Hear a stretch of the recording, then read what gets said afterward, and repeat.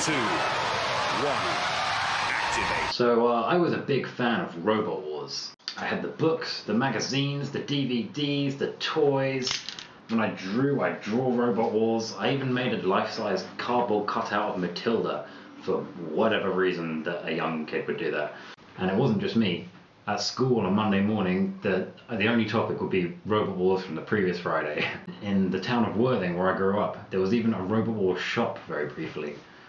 So what was the fascination? Well, in this video, I aim to explain with the top several things I love about Robot Wars. Number 1, the destruction. It wasn't quite as present in some of the early series because a lot of the robots just had, they were very slow. The weapons were only sort of stationary spikes, static spikes, and like little flailing chains, and it wasn't really great.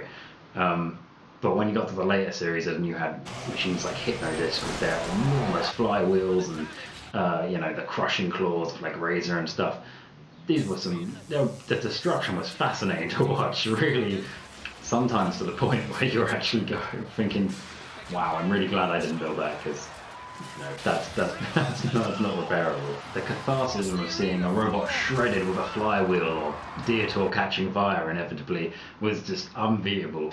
Number 2 is the camaraderie between the teams. The show really got across the sense of fun and just proper team spirit between everyone backstage.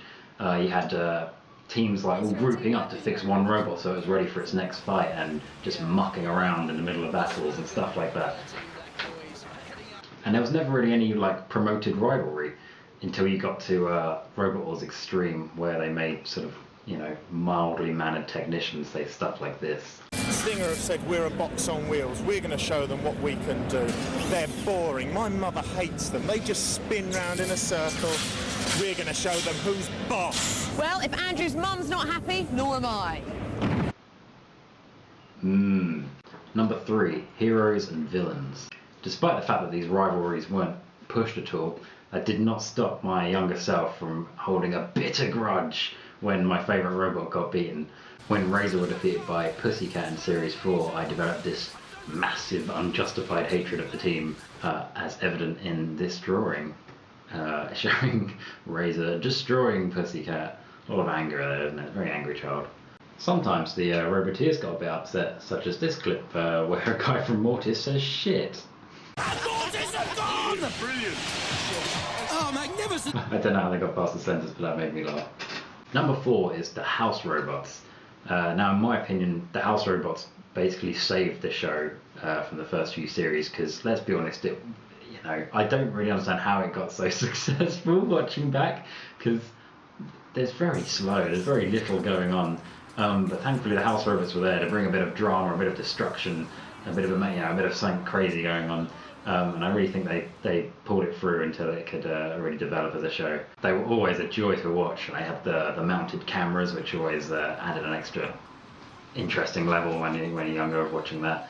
And it was always a good load of fun when the competitors attacked the house robots. That was always a good moment.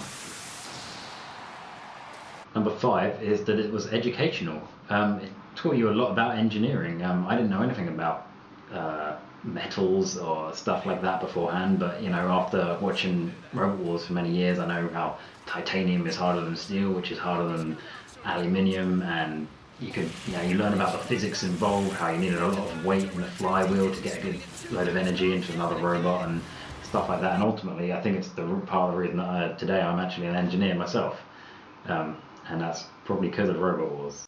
Number 6 is Jonathan Pierce. Now, when I was little, I absolutely hated him. He was always getting stuff wrong. He'd, like a whole side of a robot would come off, and then he'd be like, I think something's happened there, and he'd just waffle on, and I hated it. But watching it back, he is absolutely brilliant. He's got this this enthusiasm and this very infectious laughter, and just his little cheeky comments about some of the odder-looking roboteers. I think he really adds a nice personal touch to the show, which would be hard to replace. 7 is the evolution, and it's not this crap robot, but I mean the evolution that you could see of the robots into both individual robots and just on a whole from series to series. you could actually see them adapting to like the new weapons that came out. The teams came back every year with their new improved robot and more powerful, bigger weapons, more powerful weapons, more reliable, more maneuverable. If you have a look at from Series 1 and then you look at Series 7, the difference is absolutely it's a completely different show. Number 8 is that for me it was iconic, and by that I mean that the robot designs like Razor or Dead Metal were for me just as iconic as some of the famous film designs, the Back to the Future DeLorean, the Millennium Falcon, stuff like that. On me, they're on exactly the same level. That photo of Razor was actually taken by me when I was 12, and I was lucky enough to visit a Robot Wars exhibition, as was this photo, and this one, and this one, and this one, and these. I was a little obsessed with Razor. For me, meeting Razor in real life, or seeing it right there, and I touched my finger on the tip of the crushing claw, and that is the equivalent to me, or was the equivalent to me, of like meeting a celebrity for a normal person. And it wasn't quite as sexual as that sounded, but it was like such a moment of my childhood. I even picked up this signed "Get a Crush on Razor" thing signed by the Razor team, which is pixelated actually, very badly photoshopped, but I love it. It's a beautiful little memory there. This fascination with the designs didn't even waver in my teenage years. If you look at my bedroom, you can still see amongst all the other sort of pop culture things, there's still some little Robot Wars things dotted around. And those iconic moments such as Cassius's first self-right, Razor crushing the back of Matilda and making it go pop, really big cheeses flip on Axel from the middle of the arena out of the arena. Those were all hugely influential and happy memories from my childhood.